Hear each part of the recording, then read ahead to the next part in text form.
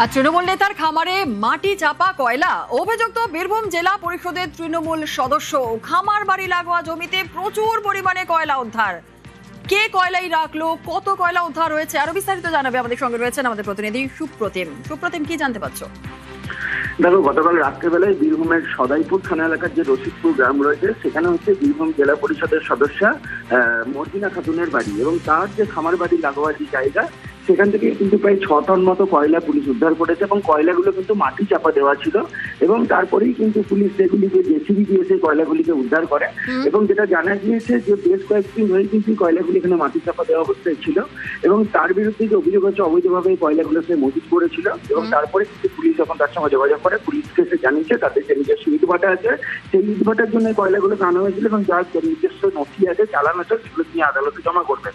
তবে এই ঘটনাকে কেন্দ্র করে কিন্তু যথেষ্ট উত্তেজনার সৃষ্টি হয়েছিল বীরভূমের সদাইপুরের রশিদপুর গ্রামে। ধন্যবাদ।